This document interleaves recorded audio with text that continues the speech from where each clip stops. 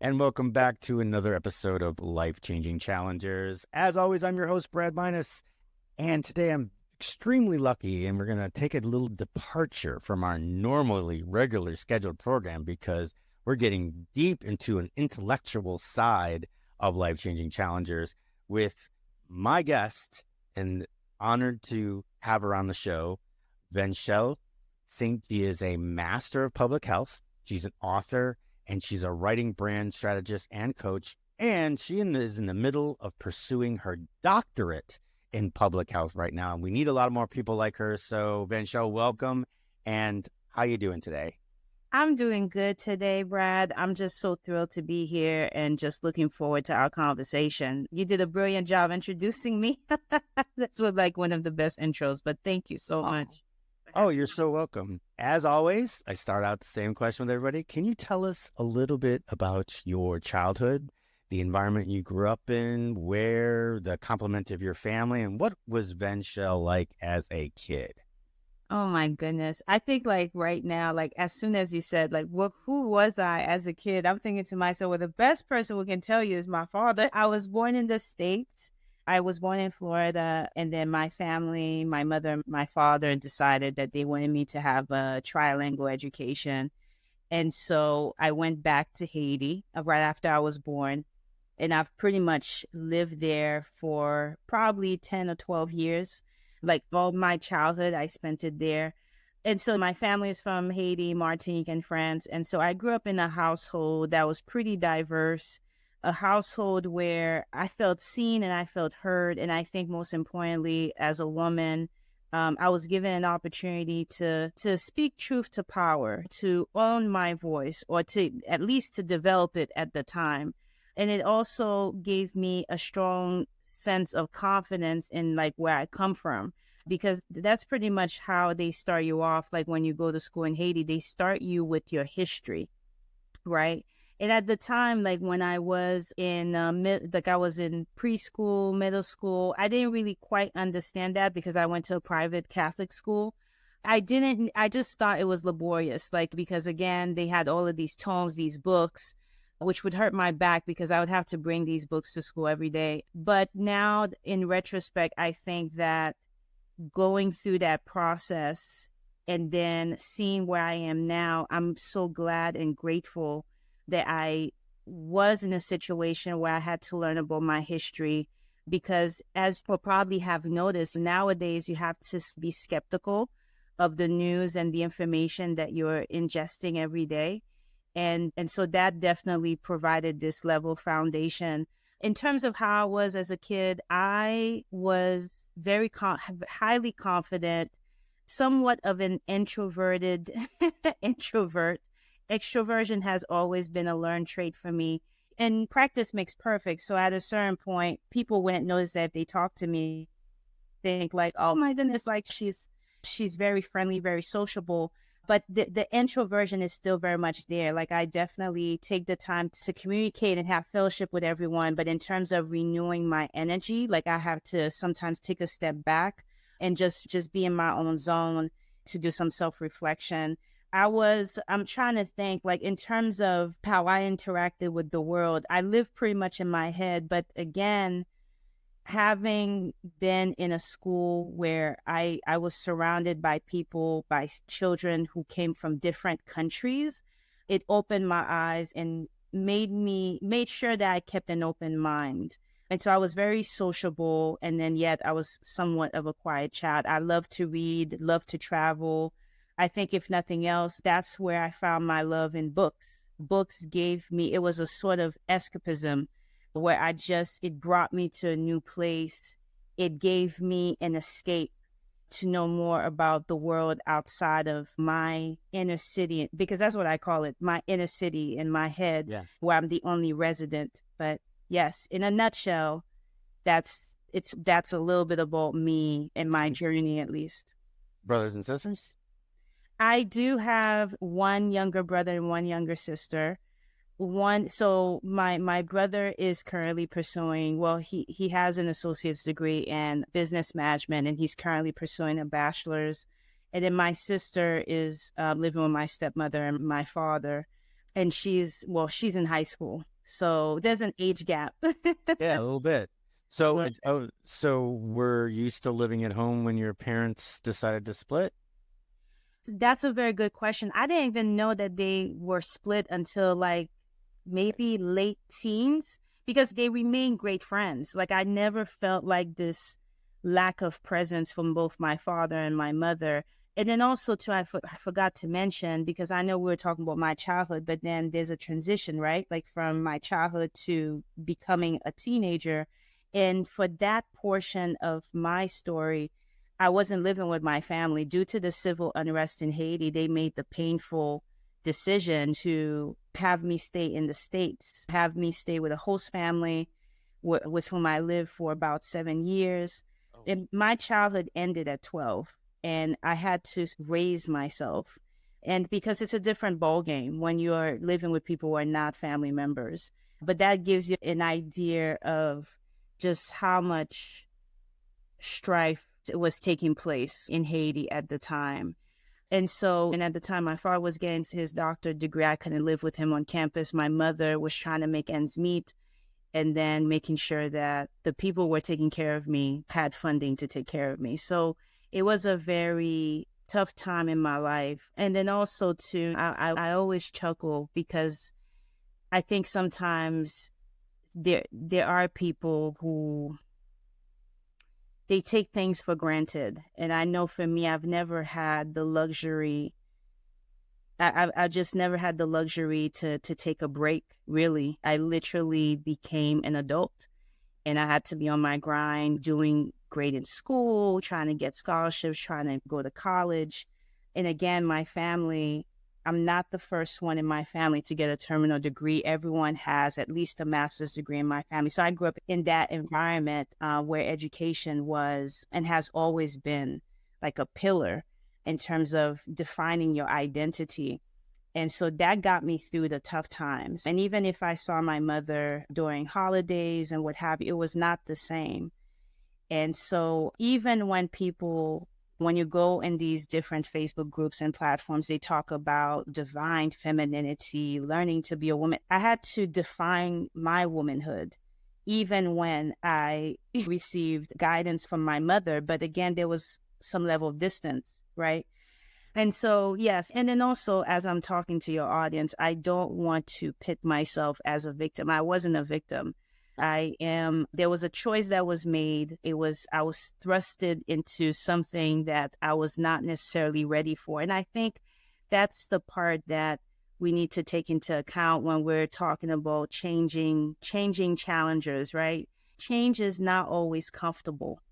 My change was not comfortable at the age of 12. Like Dale Carnegie would say, life threw me lemons. I made lemonade and some key lime pies and all of that. So all of these experiences, like, right? Like we started off with my history, like what was my childhood like? Because I had a happy childhood. To move from my happy childhood, my cozy, lofty environment to a situation where I was always on survival mode. And I don't take any of these things for granted. I think that if nothing else, it has made me a better advocate, especially in my field right now in public health. I'm talking a lot, so I'm gonna let you interject. No, are you kidding? No, the more you talk, the better it is because we're getting from you. So, but I do have a couple of questions. So basically, so you're saying, so because of what was going on in Haiti, your parents decided, hey, we're going to protect our child, right? Thing to do, right? Not exactly the most comfortable thing, but it's Right. the right thing. And I'm sure it wasn't comfortable for them either. They don't want to let their It little. wasn't. So you end up moving in with a host family, and did you end up? Is that when you went to Miami? No, so great question. So I was born in Florida, but when I went to live with this host family was live in Boston, Massachusetts. Oh, big city and cold. Big city and cold. Trust me, well, I remember the blizzards, but I do not long to live in Boston and go through that winter. Our winters are they pretty rough. Yeah, I grew up in Chicago, so I Oh, understand winters. okay. Yeah. I'm actually going to school. I'm getting my doctorate, my DRPH in public health leadership in Chicago. So That's amazing. I love your city. I have to. We're in Chicago. What college? University of Illinois at Circle Chicago. campus or Champaign? No, not Champaign. There's Circle. Champlain. Circle campus. Maybe it's Circle Campus. Yeah, UIC. UIC, University of yeah. Illinois Circle campus. UIC. But Yeah, and it's it's an downtown. online program, so I only get to go there to your city like in August. So Well, better to go in August. At least they're not sending you in December or January. they So, call or isn't February. that the reason why they call it the Wind City? Windy City. Yeah. Windy Yeah, City. it'll blow you around. It'll definitely blow you around. I love downtown Chicago between April and the beginning of November. Yeah. That's the greatest time for you to be down there. Any after that, then it could get pretty treacherous. Yes, yes. Actually, plane tickets are much cheaper from what I'm seeing in March. But as soon as you get to the August, July, it gets you're paying a hefty fee. But it's worth it. It's Yeah. worth it. Not like what you're doing. You know what I mean? What you're doing is stuff for the greater good. So we definitely need more people like that. So, okay, so you moved to Boston, you're living with a host family, Yeah. and you realize that, so that I think is extremely mature of you because you had to realize that, okay, I'm over here, I need to do something. You need to step up. I don't know if you had to step it up or if it was something that was just natural to you as far as academia Both. goes. Both. Oh, all right. Well, great. We can So say you both. realize that.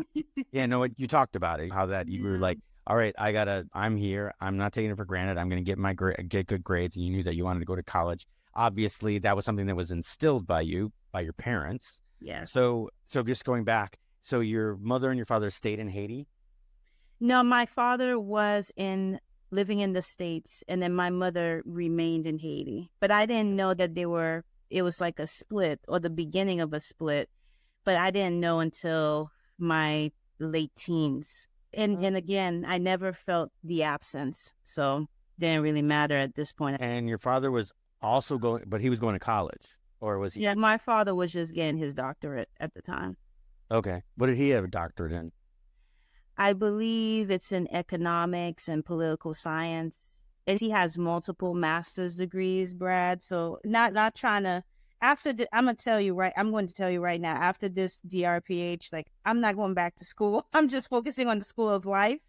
Yeah. So I'm with you. I'm alphabet soup. I don't put it here because this is not about me. It's always about the guest.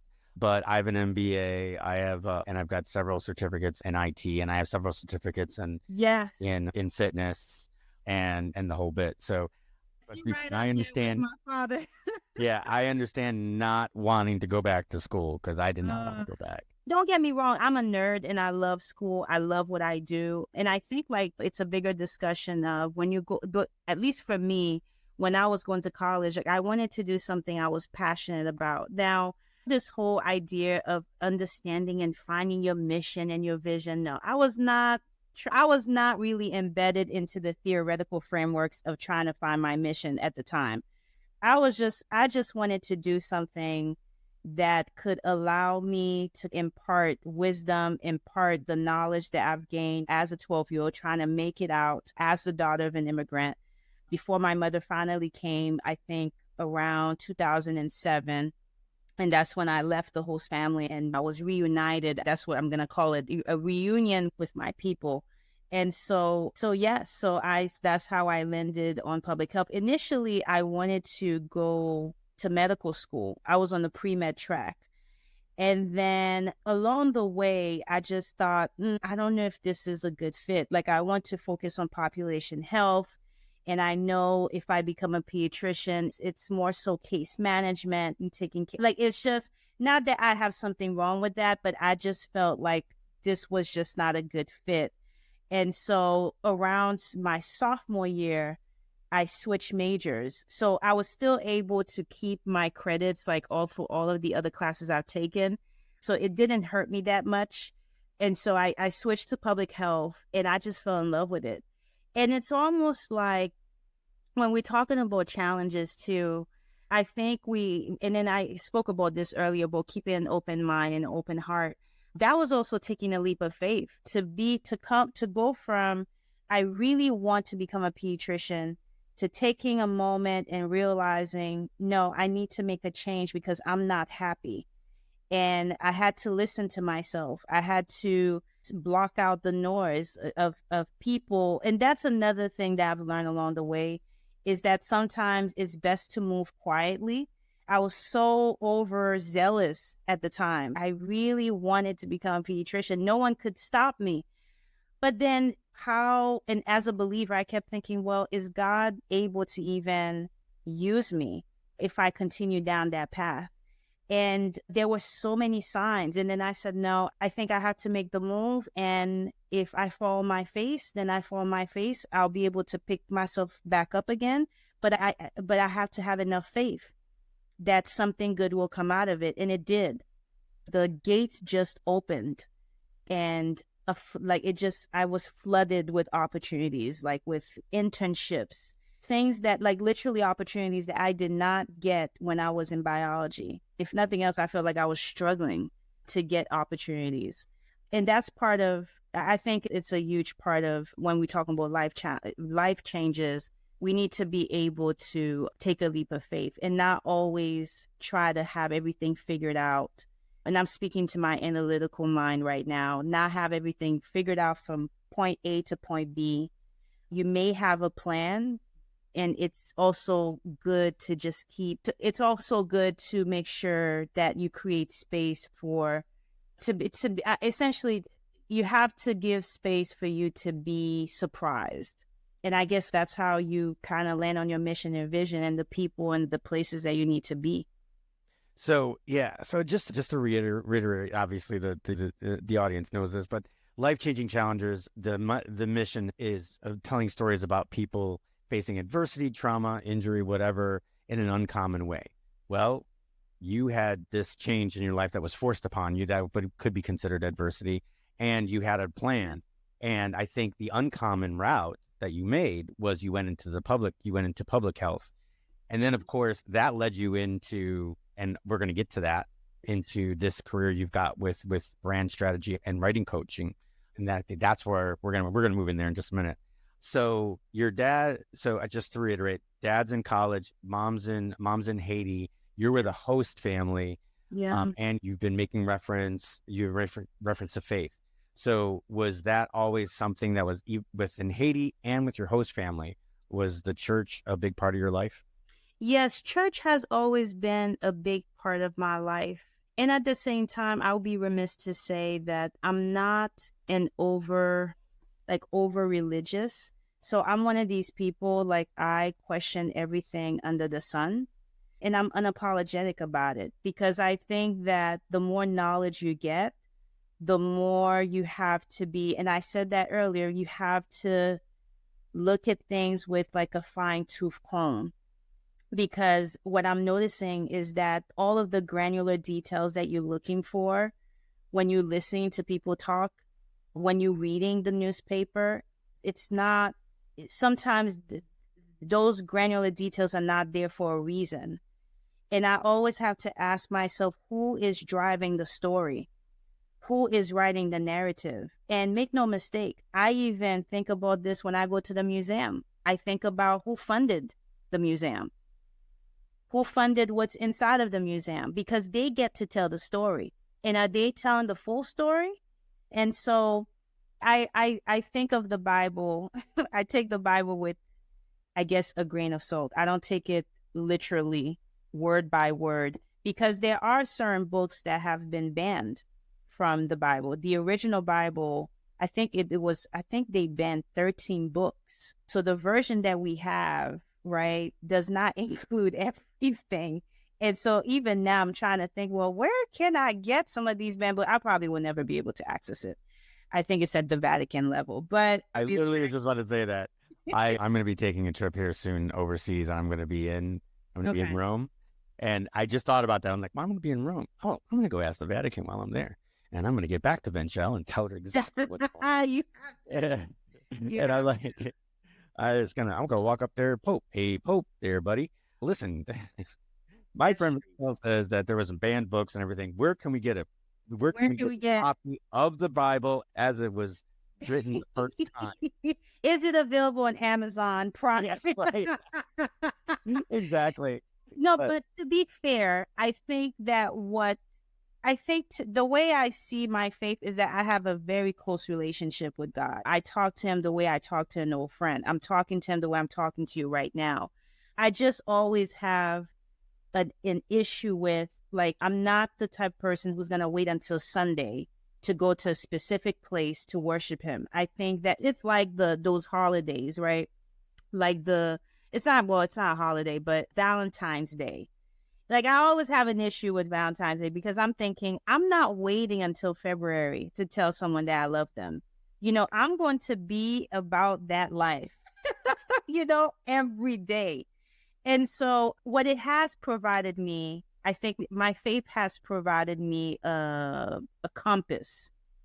And knowing that because I'm Roman Catholic, so knowing from the Bible's perspective that God gives us free will, I know that I can always change my mind. I think that the maturity and the wisdom comes when you have to say to yourself, okay, I'm going to make a decision and I'm going to live with the consequences of that, good or bad. And I think that's what it has allowed me to do. It has given me this sense of groundedness. I feel centered.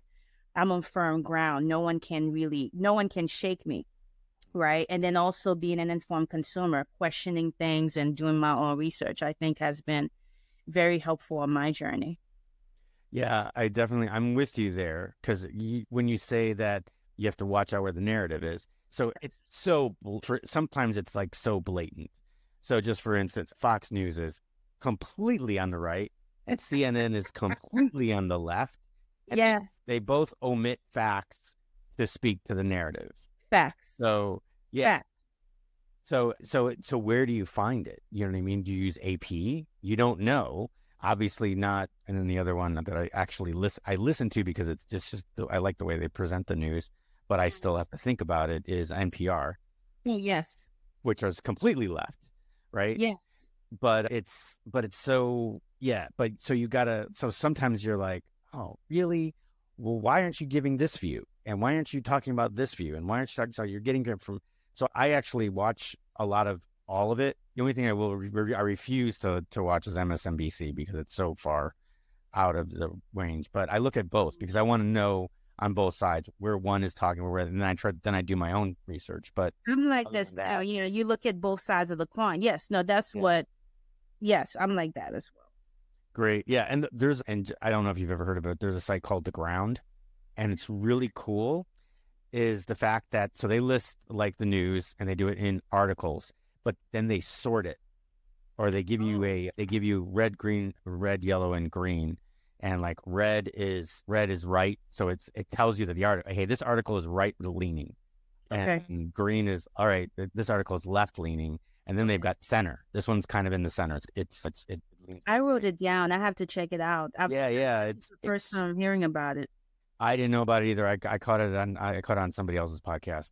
Yeah, and I heard about it, and I started reading it, and it's definitely, you can see where it is. And then they'll list the same article, like it'll be a different title, but it's like the same articles on the same thing on all three levels. So you can like, all right, well, what did they say here that I didn't say here? What was the same? And you can take a look at it. But that's a lot of time. You know what I mean? It's a lot of time for you to look at that. So yeah, you got to pick your battles, what you want to learn about. So anyway, all right. I appreciate you sharing that resource. Thank you. Yeah, no, I will. That definitely will. And obviously I mentioned it, so I'll put it in the show notes as well. So, all right. So you've gone through high school, and then and now you were going to be a pediatrician. You had that locked and loaded, and then all of a sudden, what it sounded like to me was that as a pediatrician, you're going to work one case at a time. Yes. With public health, you're going to be able to help full populations. Yes. Or subgroups. So is that kind of where you were leaning at that point? That's where I was leaning at that point. And then also too, I have to analyze this from the lens of the 16-year-old, because I started college at the age of 16. What? And so by the time I graduated, I wasn't legal to do.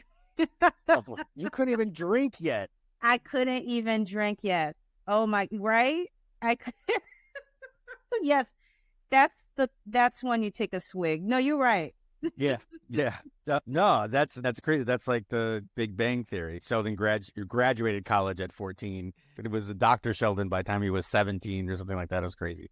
And you're like following right there. Done with high school at 16, done with your bachelor's, your BA in public health Oh, at what, 19, to 20? 19, 20. And then I decided to do the Peace Corps. So I moved to Senegal, West Africa for about, well, the contract was for 2 years, but I stayed for 3 because my contract was renewed for a third year, but it What was was not that like? guaranteed. Yeah, but what was that Um, like? Senegal, West Africa? That's awesome. yeah, so the experience was great. And I don't say this lightly. I think that it very much aligned with my values of wanting to travel and experience new cultures. And it had its challenges too, because sometimes things can be lost in translation. And so I think if nothing else, like what it has taught me, and I always remember this quote, and I don't remember if it was from a mentor or a friend who told me this, but knowledge doesn't bring power into our lives until we apply what we have learned. And I think that as someone who started working in the Peace Corps, it gave me an outlet to put into practice what I had learned in class, like in public health, and bring everything together. And I'll tell you, working with people is not always easy. You're dealing with different personalities, your different social values and interests. I lived in a rural community with no running water, no electricity. And so I was given the bare minimum of resources, if you will. And I had to, once again, make key lime pie. But in a nutshell, those 3 years taught me that I am someone who is resilient. I know this is like the hot button word that's being used nowadays, but I am a resilient person. I am someone who's flexible and adaptable. I can live under extreme conditions and survive. And I think that's where the faith and being grounded and centered in your values, knowing what you can or cannot do comes into play. And self-reflection, even now, like as someone who's pursuing a doctorate in public health leadership, is not afforded to many people because we live in a society where we're always on the go. We don't have the time to reflect. And I think there's so many conflicts that could be avoided had one person just say, well, I'm going to take a moment to think about how I showed up today to this person and how I could have done things differently. So yes, so that's at least that's what's coming up for me. Like as I'm talking about my Peace Corps experience. So no running water, your minimum resources, and I'm just going to ask you to do it quickly, but can you run us through like a normal day that you had when you were in the Peace Corps? Like getting up, what were you do? With these lack of resources, how were you taking care of yourself? And Think well, the normal day would look different for everyone. So I know in my community, like when I got up, I just got ready. I would have breakfast with my host family. And then I would, again, some days, because Senegal has different seasons. And so in the rainy season, people don't really go outside unless you're a farmer. And so you need to go and plant the seeds and do what you need to do before the rain comes, like in the afternoon. But you would pretty much be locked in your room. But for me, it was literally just having breakfast with my family, starting to work. So at the time, I was trying to bring them like a brand new clinic. And so I was networking with many organizations in the area. And so I spent maybe a good chunk of the day with these local partners. And then around 5 p.m. Eastern time, 5 p.m. their time, I would already be home, like having dinner with my family. Then we would talk about the day because in my family, my host father was a farmer. And so he would just tell stories. And don't forget that the people I lived with, I don't even think they had a high school. Well, I think their reading level was at the 6th grade level. right. And I think that experience is humbling as well, to come from a family where it's like I was surrounded by people who are educated to living with people who were not afforded that opportunity for whatever reason. It humbles you. And then I think also when we talk about my normal day, I also made time to read the Quran because the majority of the population in Senegal are Muslims. And so it was important for me to understand why they believed in what they believed, how they moved in the world, like what was their compass. So I made time to dedicate, maybe if it's like an hour or two, to read the Quran. And I read it in French because I'm a native French speaker.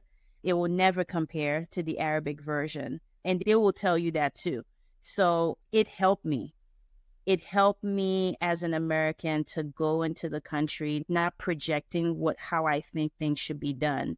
Because remember that when people come to the US, it's almost, I don't want to say we force them, but it's expected that they have like a certain level of proficiency in English.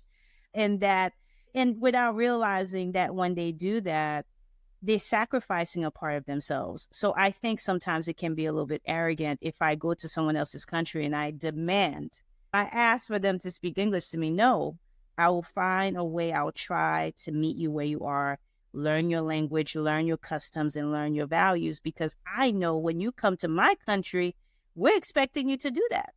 And also, I won't be so naive. I know that the commercial language is English. With globalization, that's the number one language that we can all sell our products and again, you understand what I'm trying to say.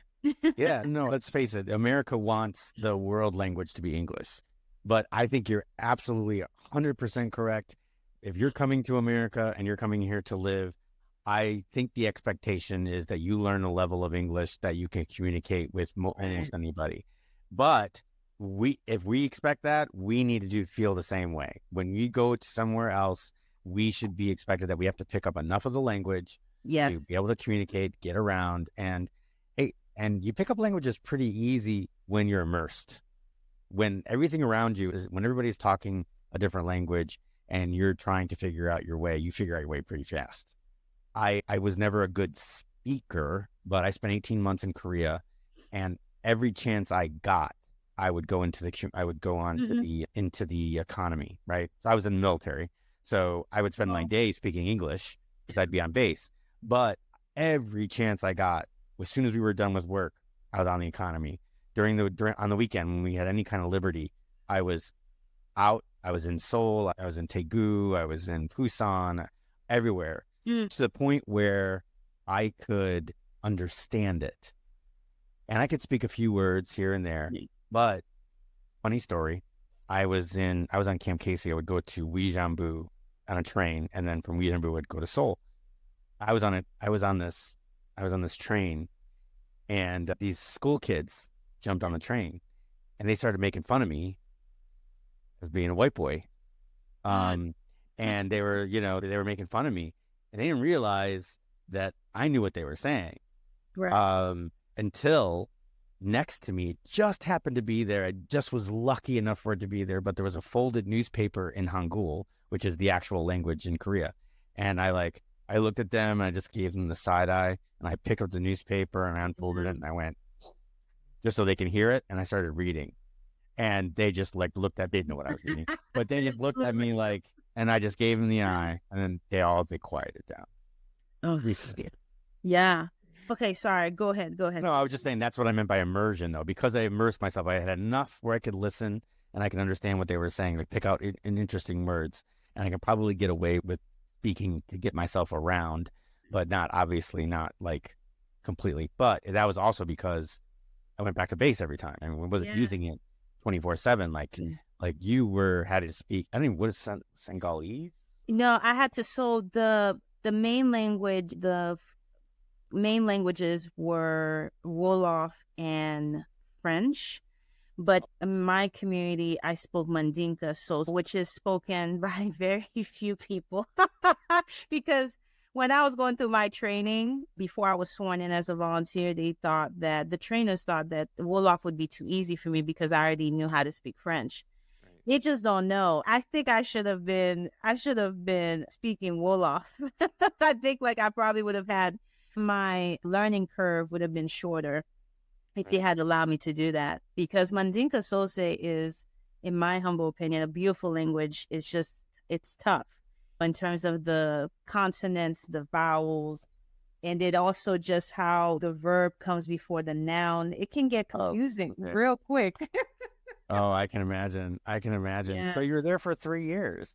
3 years. So 2 years, that's the standard. Contract. And then that's the standard contract. And then in order to do a third year, you would have to talk about like the projects that you'd be interested in continuing and what have you. So in my case, I had applied for a Fulbright scholarship, but I didn't get it.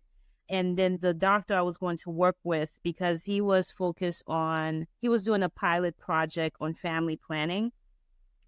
And so I jumped on this project because he had a connection with like a nonprofit NGO based in Belgium. And so I pitched it to them and they had to make a decision. And there's a select criteria that they go through. Like, again, in terms, they look at your health, your health status. They look at like your like past performances. And I had a stellar, if I may say so myself, stellar performance. Like, I did my job. I was able to do a lot of community projects with my community. They're still going on to this day. And then remember the clinic that I told you about, I was able to include my community in an already established project. And that was like some time ago. And then now they have a maternity ward. And I believe the clinic has become a hospital. And so, yeah, so I'm telling you, again, it was literally community-based, participatory community project. And so we did it together because that was one thing I was afraid of. And I believe they had spoken to me about is that they were saying that there were many foreigners who came in and just created these projects. And then you would have this building in the middle of nowhere that's no longer functional, right? And then I didn't want to be taking up space. I wanted to use what they already have and just enhance it and amplify it. But before I even contacted and communicated with other NGOs, I did like a survey. So going from door to door, there were many people living in my community, door to door, and talk to them. And I think that afterwards, it became clear based on the survey results that there was a need for us to have like a newer building, because this small building was just not adequate for like for women to come in and conceive in that. Right. It was just, it needed an upgrade for sure. Nice. So that's a huge accomplishment, Venchele. My God, to get a public clinic up and running and you left a path for it to get bigger and broader. And now there's a maternity ward. That's amazing. Yes. Yeah. So props, totally kudos up there. That's crazy. So, all right. So you come back. Where did you end up coming back? Did you end up going back to Boston? Ooh, yes, I came back to Boston even 1 year in, because that's another thing too. As I was talking to my parents, because they would always check up on me while I was in Senegal, my mother, I believe, became sick. And so in retrospect, I think she didn't want to worry me because it was at the tail end of my third year. And I believe that my contract was going to be renewed again. And I politely declined. I said, you know what? I just have a funny feeling that I need to go home now. Like, I did what I need to do here. And so I left. And so I ended my contract and came back to Boston, Massachusetts. And then 3 months later, my mother passed away. Oh, no. Oh, yeah. It's been such a long time. Looking back on it, it was a bit it was a traumatic event because I came back. I was reacclimating myself to the U.S. And then it just so happens that in this phase, I was practically living at the hospital with her because as a public health professional, but also based on the fact that we're talking about earlier, that I have written articles on race. I was always afraid that the people at the hospital were not going to treat her with respect and with dignity. And that as a daughter, I had to fulfill my role and be there. And so I lived with her in that hospital for from August, I believe, I took breaks where I would go home and check up on my brother, but practically lived there until she passed away. It's not a tough conversation for me to have because I, it took me some time to really grasp her loss, just because once again, I just feel like I had to step up. And it's not something that I wanted to do at the age of 25, like, because I've done so much that I thought, okay, I'm going to have some level of reprieve. But when you decide to live life and take life by the by the horns, you are asking for constant change. Change is never going to stop. And so I took it upon myself to join like a community where I could grieve, like a counseling group to grieve with other people who had lost a loved one. I became staunch advocate and like a shoulder for other people to lean on as well, because I remember one of my friends had lost her mother around the same time, like literally a year later. And so we comforted each other and we gave each other advice. We were going through all of these transitions. I was looking for a job and I couldn't get a job in Boston. And then finally, I had to leave my brother behind with a host family to finish his last year of high school, because I had gotten a job by the tail end of 2016, but I didn't want to uproot him. And so I came to DC. And then from DC, like I lived in Maryland, but my job was in DC.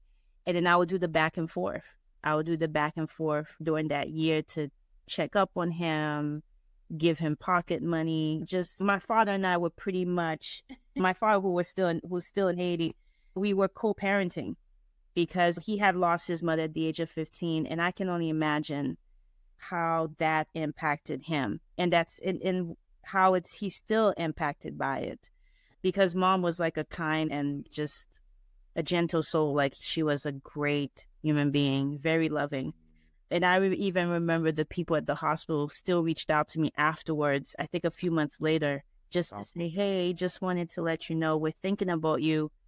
And if you need anything, because they sent us gift cards, I felt supported. And I knew, like, once again, like I had to rely on my faith to get me through that stage of my life. I can't even imagine. May I ask, and talk about it if you don't want to, but can I ask what her diagnosis was? She had pneumonia.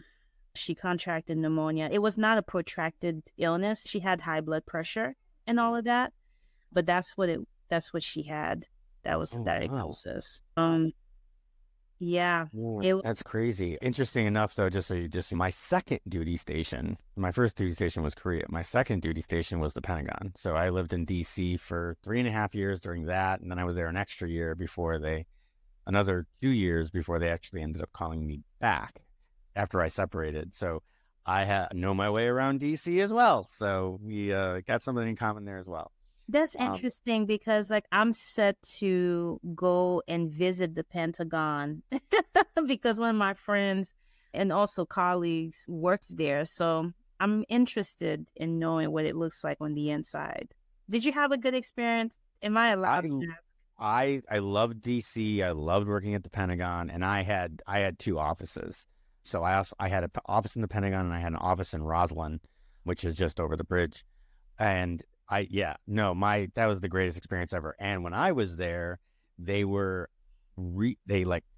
gutted it and reconstructed it. So I got to see the whole thing just in time. Yeah. I separated the first time because I ended up getting called back. I ended up separating the first time, May 31st, 2001. I still had a good non-expired Pentagon badge for 9/11. So I actually left when a friend of mine called me when the towers were hit, and I thought it was a hoax. And then all of a sudden, because I was only 6 miles away, and then when I found out that it hit the Pentagon, I literally got in the car and drove to see if I can help out with triage. Yeah. And they wouldn't let me in, but I tried. It took me about 15 minutes to get there. It took me 4 hours to get home. Right. 6 miles.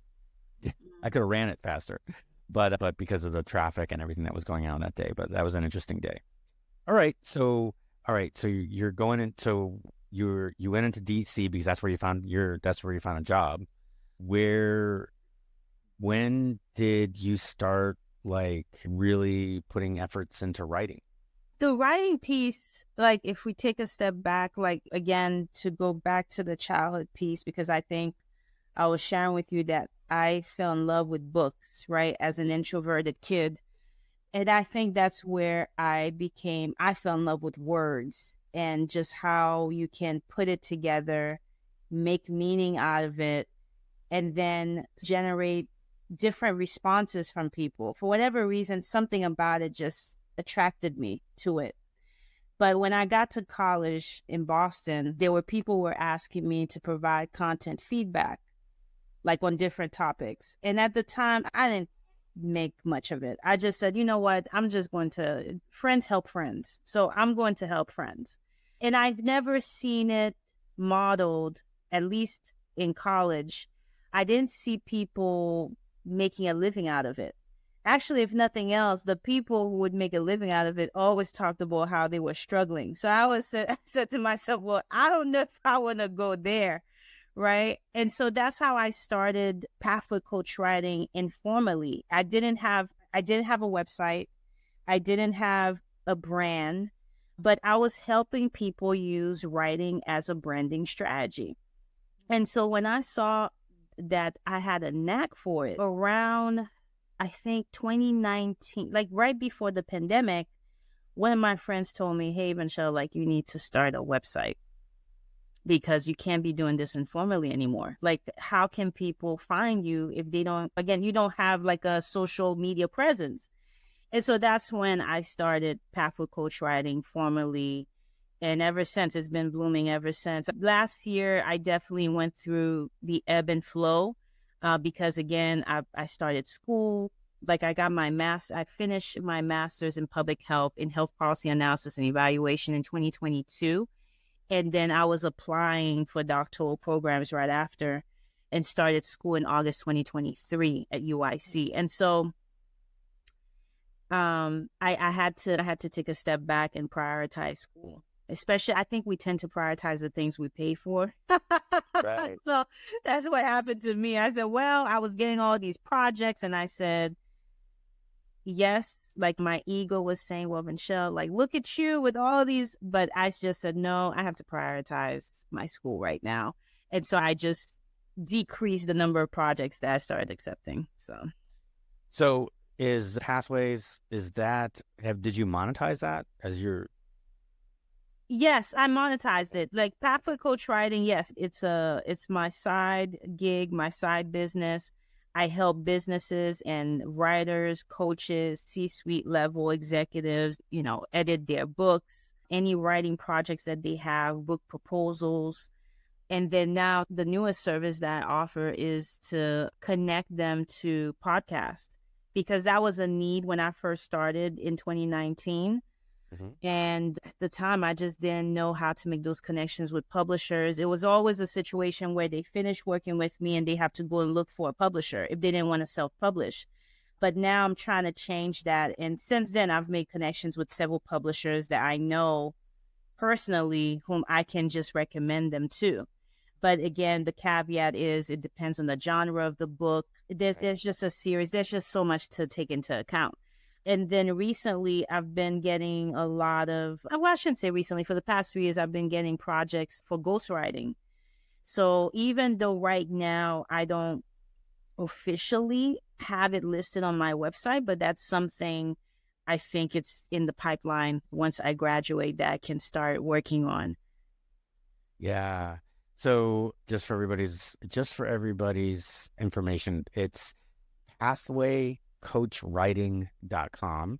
Yeah. And I will put a link in the show notes for that. So check that out and check out her blog because there's some really amazing articles in there and stuff that'll really make you think and like blew me away. So thank you. Let's be freaking honest. I lean right.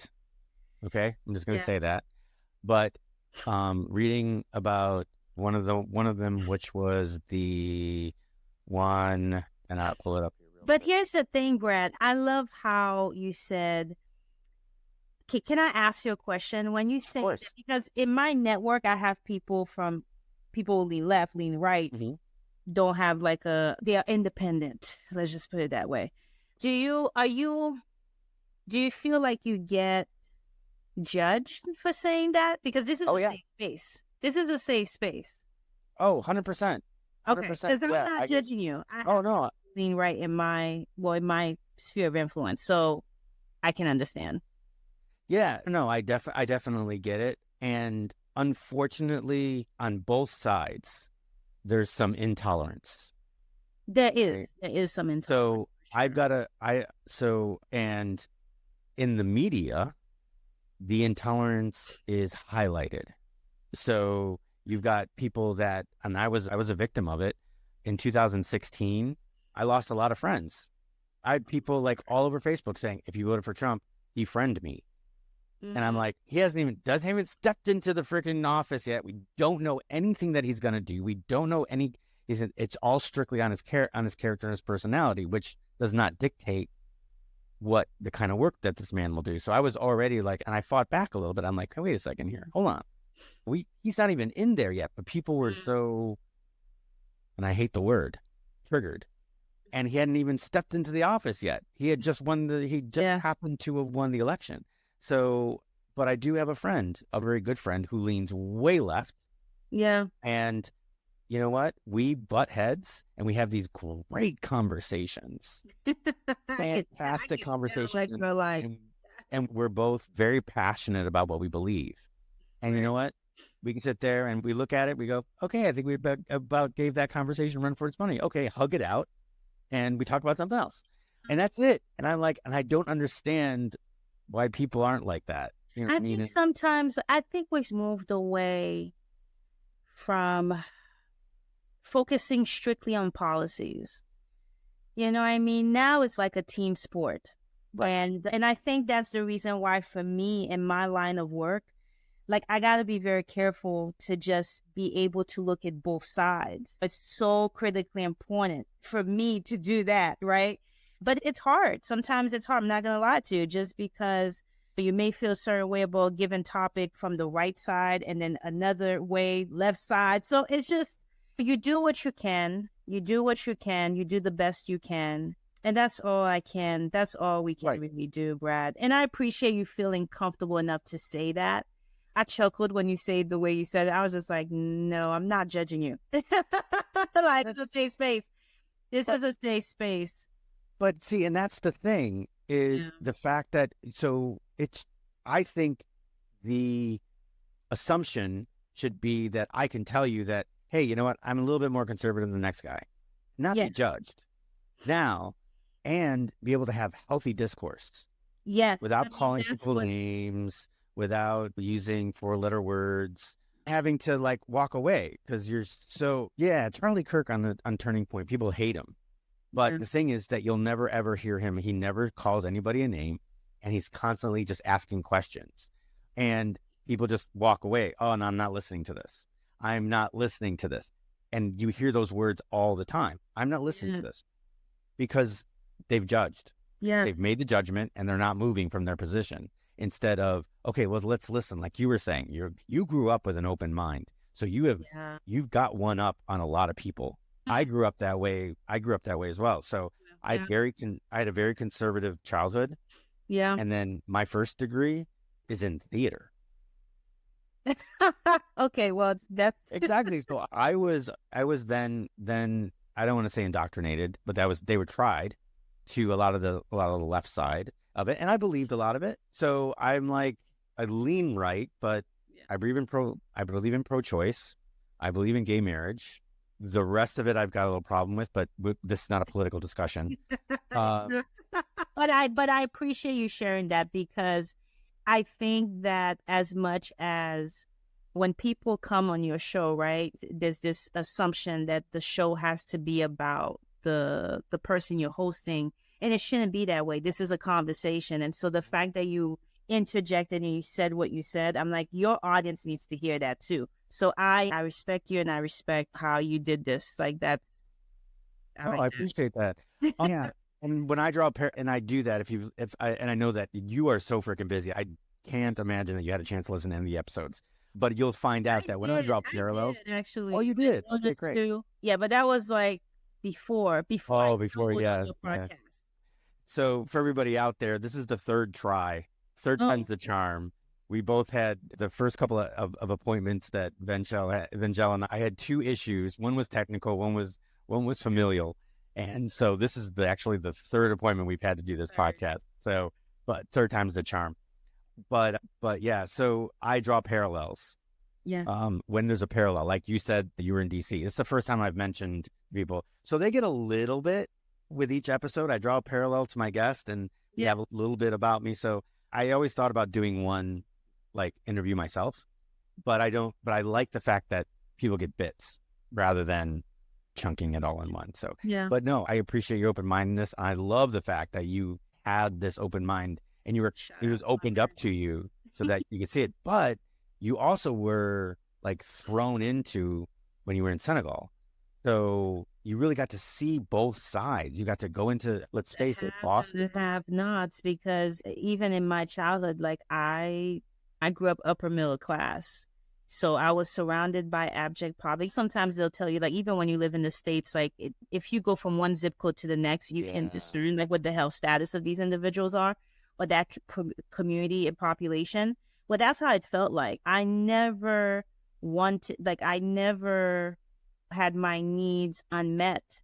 And so to go from that lifestyle to having to survive and like getting bits and pieces, but not everything, understanding the value of a dollar. Those are very important life lessons. For some people, they end up learning it maybe their late teens, early 20s. But for me, I had an introduction course to it at the age of 12. And if I had to go back, if I had a do-over, sometimes people will say, well, I would have done it differently. And to be honest, I think everything is as it should be. Everything I went through was for a reason, and it made me a better advocate in public health. It made me a better person, because those types of experiences can make you bitter or better. And I think for me, it made me a better person, a better friend, a better sister, a better mentee, a better mentor, and a better advocate in my field of study. So you're working on your doctorate and you've got pathways. Do you have a full-time job as well too? yes, I have a 9 to 5, but I don't talk about this. Okay. This is not related to my 9 to 5. So, but I work in public health. I work for an agency. Okay. And so that's my 9 to 5. And then pathway coach writing is my side gig. And then obviously You're working on your doctorate, but you are working in public health. So with all that training that you got, you are helping people right now. And that is the biggest thing ever, is the ability to help other people. And that's why I do this, right? Yes. And I'll reiterate it because it seems to come up every time, but I do this so people like you can tell their story, showing the path that they made. And if somebody can get one nugget, just one little piece of either inspiration, knowledge, or wisdom, and use that to level up or to take the next step in their life, to attain a goal that they've been wanting to, then it's done its job, right? It's helped just that one nugget, just that one nugget of information. And from my audience's point of view, from some of the comments and stuff that I've gotten back, people have been talking about, no one walks away with just one. So I'm good. So I'm like, and you've like put out a lot, the ability to be open-minded, the ability to look at both sides. If anybody gets a chance to read some of the articles on racism and public health and health in lower economic populations and neighborhoods, and there's just some great stuff, and and that's why I'm gonna link it and make sure. So it's pretty amazing, and the ability that just the drive you had you went into public health and you went to the Peace Corps, like that just shows a through line of, from the very beginning, all you wanted to do was really make a difference in other people's lives. And obviously in the community that you lived in, Senegal, You made a Mm-hmm. huge difference that's still compounding today. That's make you feel just amazing. It does. It does. And speaking of nuggets of wisdom, one thing I would leave with your audience is to, regardless of where they are in their lives, and just thinking about why they are here, on this earth, it would be to just focus on what you can control. On what you can control and allow things to pan out the way that they need to. Because the biggest lesson I've had to learn as someone who has a type A personality is that not everything needs my intervention. Sometimes, and then also, if you feel the need to always intervene, where's that coming from? Are you in environments and settings where you don't feel like your voice matters? And I would welcome people to say, okay, if my voice is muted all the time, it's like, do I need to make a change? Right. And so I welcome people to think about that. Focus on what you can control.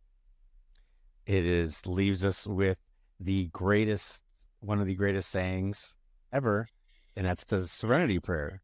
God grant me Yes. serenity to accept the things I cannot control, the strength to change the things I can, and the wisdom to know the difference. To know the difference. And we'll keep talking about that being the Alcoholics Anonymous and the Drug Anonymous, blah, blah, blah. But I think it's life.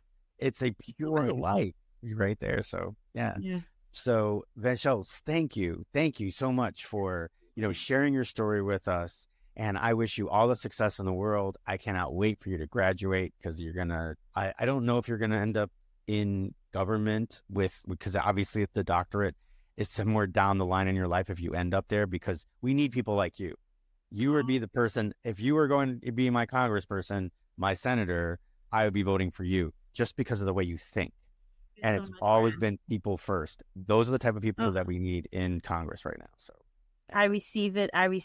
And I appreciate you, my friend, for doing that, for saying that to me. It's easy sometimes to lose sight of the impact that I'm having on people, the impact that I'm having on you right now. And so the fact that you're doing some self-reflection here, you're just speaking from the heart, and I respect that, and I appreciate you for that.